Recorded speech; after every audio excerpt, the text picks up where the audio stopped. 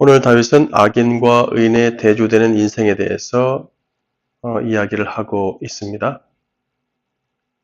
이렇게 악인과 의인의 대조적인 인생과 그들의 운명은 시편 전체에 나타나는 중심 주제 중에 하나이죠. 아담의 범죄 이후에 가인과 아벨로 시작되는 의인과 악인의 라인이 형성되었고 그 계열의 대조적인 이야기가 사실상 구약시대 전체에 펼쳐지고 있습니다.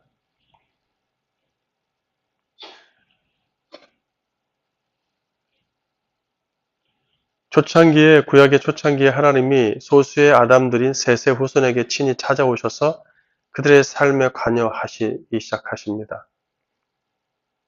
그리고 악인으로 멸망할 수밖에 없는 자들에게 은혜를 베푸시죠. 그러다가 하나님은 한 무리의 단위로 민족을 선택하시고 그들에게 율법을 주셔서 또다시 악인의 결과 구별되기를 원하셨습니다.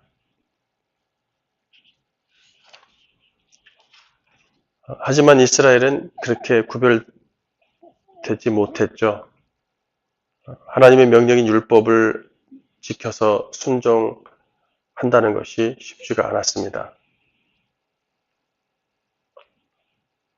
그것은 인간의 능력으로 하나님의 법에 순종할 수 없는 이유가 바로 죄라는 것 때문이었습니다.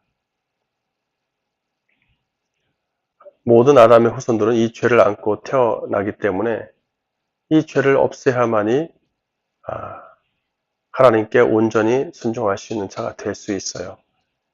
하지만 이것이 사람이 할 수 있는 문제가 아니죠. 죄는 신의 영역입니다. 그래서 그 문제 해답이 하나님께 있으니까 하나님께 구원을 호소합니다. 하나님은 그 죄를 반드시 해결할 것이다. 해결자를 보내서 해결할 것이다 라고 말씀을 합니다. 특별히 시편은 이 의인과 이 악인의 대조적인 인생의 해답을 찾으려고 고뇌를 하면서 쓴 시입니다. 동시에 시편은 이 의인과 악인의 운명을 결정할 구원자요 심판자인 메시아를 갈망하고 있어요. 본문에서 1절에서 4절까지는 죄를 의인화해서 이 죄라는 놈이 얼마나 사악한지를 고발하고 있어요. 죄는 하나님을 두려워함이 전혀 없기 때문에 자기 스스로를 높여서 자만합니다. 그는 사람 속에 숨어 있기 때문에 절대로 드러나지 않고 조용히 사람으로 하여금 악으로 물들일 수가 있어요. 구약시대의 율법은 눈에 보이는 행위에 관해서만 규제하고 있기 때문에 눈에 보이지 않는 곳에 숨어있는 죄라는 놈은 미움을 받을 일이 없어요. 죄가 겉으로 드러나서 사악함이 입증되어야 미워하든 말든 하는데 사람 속에 꽁꽁 숨어 있어서 마음껏 행패를 부릴 수가 있단 말이에요. 이 행패에 많은 백성이 넘어가고 놀림거리가 되기도 하고 심지어는 멸망하기도 했습니다.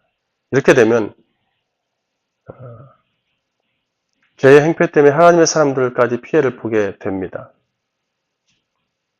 그래서 하늘의 하나님께서 이걸 그냥 두고 보지 않으시고 그 백성을 향한 인자하심이 발동합니다.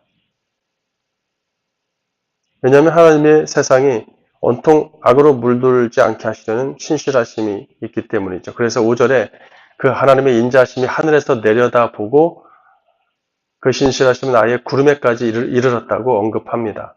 공중에 사무쳤다는 말보다는 구름에 이르렀다가 더 원어에 맞습니다. 구름은 우리 눈으로 보이고 또 높은 산에 올라가면 잡힐 듯 말 듯 하잖아요. 그러니까 하나님의 그 일하심이 우리가 보이는 우리가 잡을 수 있을 것 같은 위치까지 왔다는 거예요. 6절에 하나님의 의란 선을 악으로부터 보호하고 선을 또 구원하며 반면에 악을 심판하는 그런 역사를 말합니다.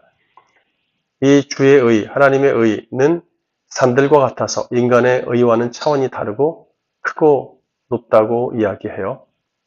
이 일을 실현하시는 유일한 방법은 세상을 더럽혔던 악을 심판하는 것입니다. 그래서 주의 심판은 깊은 바다처럼 심오하고 엄연하다고 말합니다. 다윗은 주의 의와 주의 심판이 실행됨으로써 죄로 고통받는 사람과 심지어 짐승까지도 구원해 주실 것을 믿고 있죠. 그렇기 때문에 7절에 하나님의 인자하심은 정말 보배처럼 귀중합니다. 아담들은 그 속에 있는 죄에게 농간당하지 않으려면 딱 한 가지 방법, 그분의 날개 그늘에 피신하는 것입니다. 하지만 그 시대에 하나님의 날개 그늘 안에 피한다는 것이 말처럼 쉽지 않았죠.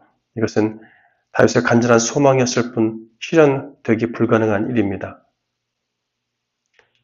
그때 하나님의 순결이라도 느낄 수 있는 곳이라고는 성막뿐이잖아요. 근데 그것마저도 가까이 갈 수 없는 처지에 놓여 있었어요. 자신이 아무 때나 마음껏 하나님의 그늘에 들어갈 수 있으려면 하나님의 집인 성전을 짓는 것인데 그것마저도 허락되지 않습니다. 그러니까 주의 집을 사모하면서 마치 주의 집이 있는 것처럼 상상하면서 시를 씁니다. 8절에 복락은 화려한 기쁨 또는 진미라는 뜻을 가지고 있어요. 이게 왜 복이라는 말이 들어가 있는지 모르겠어요. 다윗은 언젠가는 성전에서 영적으로 풍성한 은혜를 누리며 기쁨의 강물을 마시게 되리라고 소망합니다. 이 소망은 예수님을 통해서 성취되어서 성전 되신 예수님을 통해서 풍성한 은혜를 누리게 되죠. 그래 주님으로부터 오는 기쁨의 생수를 마시고 영원히 목마르지 않게 됩니다. 9절에 다윗은 생명의 근원은 주와 함께 있고 주의 빛 안에서 그 빛을 볼 것을 소망합니다. 이 소망은 예수님에게서 또 성취되었죠. 예수님이 생명의 근원으로 오셔서 영원한 생명을 주셨고 그분을 빛이라고 얘기합니다. 그 빛 되신 주님이 오셔서 사람들에게 그 빛을 비춰주십니다. 우리는 그 빛을 보게 되고 그 빛 안에 살게 되죠. 어두운 세상에서 그분이 빛이 되어 주셔서 그 빛이 비추는 가운데 살아가게 됩니다. 10절은 다윗은 주의 인자하심과 주의 의가 계속 끊임없이 공급되기를 소망합니다. 이것 또한 예수님을 통해서 성취되었죠. 예수 그리스도를 믿고 속의 죄를 해결한 신자들에게는 예수의 영이 들어오셔서 그분과 연합됩니다. 그런 신자는 성전 되신 예수님을 통해서 하나님과 화목하며 기쁨의 화려하도록 기쁨의 강물을 마시며 생명의 근원 되신 예수의 빛 안에서 살아갑니다. 그러니 당연히 예수님의 하나님의 그 인자하심과 하나님의 의를 계속해서 공급받을 수 있습니다. 11절에서 12절에 다윗은 강력한 세력을 가진 사탄과 악인들이 더 이상 공격을 가하지 않기를 소망합니다. 아울러 악인이 큰 타격을 입고 엎드려져 더 이상 일어나지 못할 것을 확신하면서 시를 맺어요. 다윗의 확신대로 예수 그리스도는 십자가의 보혈로 택한 신자의 죄를 정결케 하셨습니다. 그리고 구약시대에 사람들 속에서 숨어 고통을 주고 농간했던 그 죄는 더 이상 우리를 주장하지 못합니다. 사탄은 그 큰 타격을 받았고 이제 더 이상 사탄과 악한 세력들은 우리를 가지고 놀지 못해요.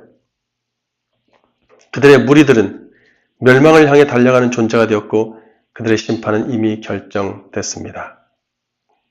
이제 우리는 다윗이 그토록 갈망했던 성전 되신 그 예수님을 통해서 은혜를 누리고 있어요.